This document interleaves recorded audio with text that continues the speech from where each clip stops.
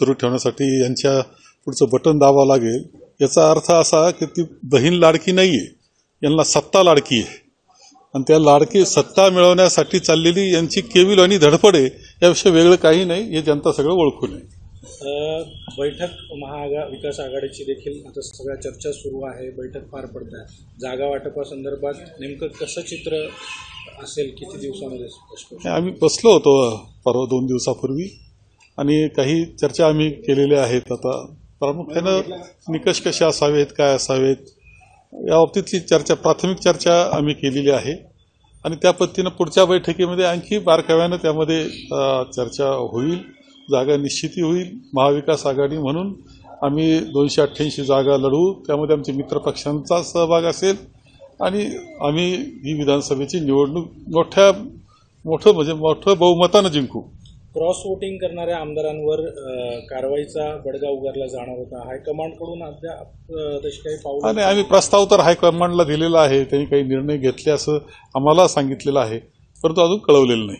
हिरामन खोसकर इगतपुरीचे आमदार आहेत, त्यांच्यावर देखील कारवाई होईल अशी चर्चा होती. या बाबतीतली आहेत का नाही इथपासून सर्व माहिती हायकमांडला आहे, आम्हाला नाही. साहेब, एका बाजूला महायुती महाविकास आघाडी आणि दुसऱ्या बाजूला तिसरी आघाडी देखील तयार होत आहे.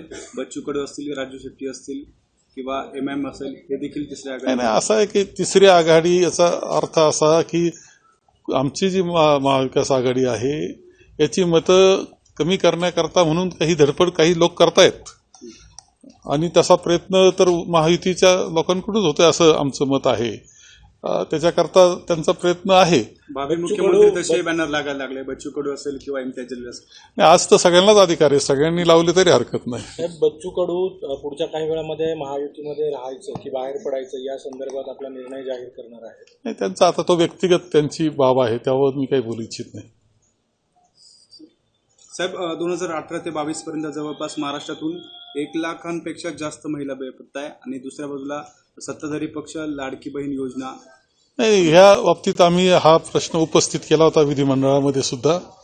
आम्हाला समाधानकारक उत्तर देऊ शकले नाही, ही परिस्थिती आहे. त्यामध्ये विशेषतः ह्या ज्या घटना घडत आहेत त्या 2014 नंतर त्या संख्येमध्ये मोठी वाढ झालेली दिसत आहे. हा आम्ही विधानसभेमध्ये हा प्रश्न उपस्थित केला. गृहमंत्र्यांनी उत्तर दिलं, परंतु आमचं समाधान झालं नाही. साहेब, नाशिक मुंबई महामार्गाचा प्रश्न सातत्याने ऐरणीवर येतोय. आज मुख्यमंत्री पाहणी करतायत. 10 तारखेचं अल्टिमेटम देण्यात आलेलं होतं. आज 9 तारीख आहे.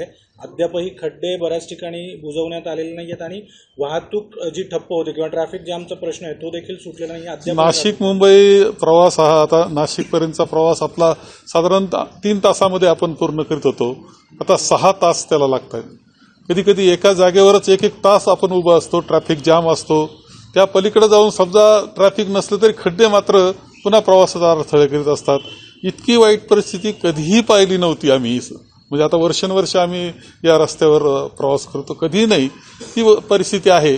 पूर्ण दुर्लक्ष सरकारचं ह्या सगळ्या विषयाच्या नागरिकांच्या प्रश्नामध्ये पूर्ण दुर्लक्ष आहे. ही परिस्थिती आजची दुर्दैवानं. त्यांना फक्त आता मताचं पडलंय, सत्तेचं पडलं, त्याच्याकरता काय करायचं याच्या विचारात आणि गोंधळात आपसातल्या भरपूर गोंधळ त्यांचा, त्याच्यातच ते गुंतून गेलेले आहेत. आणि या बाबतीत मी विधानसभेमध्ये सुद्धा उपस्थित केलं होतं, उत्तर घेतलं होतं. आम्हाला मागील वर्षी मी हा प्रश्न उपस्थित केला होता. त्यावेळेस सांगितलं होतं की आम्ही 31 मार्चपर्यंत पूर्णपणे हे रस्ते चांगले करू मागील वर्षी. यावर्षी पुन्हा जूनमध्ये हा प्रश्न मी उपस्थित केला, त्याचं उत्तर अजून सापडलेलं नाही. ही कामं चाललेलं आहे, त्याला काही मर्यादा असतात. कधी कधी असं दिसतंय की वर्षानुवर्ष काम ते पुलाचं बंद पडलेलं आहे, तसंच आहे. लोक सगळी अडथळ्याची शर्यत करतायत. याचा अर्थ असा की शासन म्हणून त्यावर जे नियंत्रण पाहिजे, लक्ष पाहिजे, पाठपुरावा पाहिजे, तो कोणताही नाही. आणि त्यामुळे नागरिक प्रचंड नाराज, हे मुंबईकर असतील नाही तर नाशिककर, आपण सर्वजण हे खूप नाराजी सर्वांच्या मनामध्ये आहे. अल्टिमेटम दिले जात आहेत, मात्र वारंवार कालावधी वाढून दिला जातोय, काम काही पूर्ण होत नाही. अल्टिमेटम आम्हाला 4 अल्टिमेटम झालेत आम्ही पाठपुरावा करत असताना. शेवट अल्टिमेटम देतात आणि विसरून जातात, कारण त्यांचं सगळं जे लक्ष आहे ते दुसरीकडे आहे. आज मुख्यमंत्री स्वतः पाहणी करतात, शहापूरपर्यंत ते त्यांच्या पाहणी दौऱ्यात काही उपयोग होईल असं मला वाटत नाही, कारण आता एवढं मोठं नुकसान त्यामध्ये आहे की ते तातडीनं काही एका रात्रीत काही होईल अशी परिस्थिती नाही. त्यामध्ये 2-4 महिने अनेक कामं मी पाहिलेत. वर्षभर पुलाचं काम चाललंय, बंद पडलेलं आहे. डायव्हर्शन केलेलं असतं, त्याच्यात ते खड्डे असतात. ते जर तसेच असतील तर हे घाईघाईन तरी काय करणार आहे?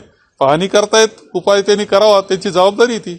साहेब, राज्यात बनावट दिव्यांग प्रमाणपत्र घेऊन नोकरी मिळवायचे प्रकार सुरू आहे.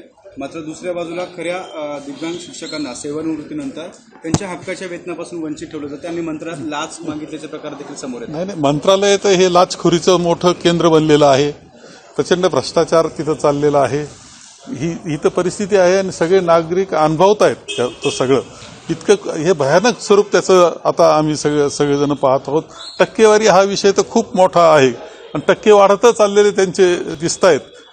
ज्यांचं काही काम आहे ते हवालदिल आहे हे परिस्थिती. आणि दिव्यांगाच्या बाबतीत तर IASच्या त्या मुलीमुळं पूर्णपणे तो प्रश्न ऐरणीवर आलेला आहे.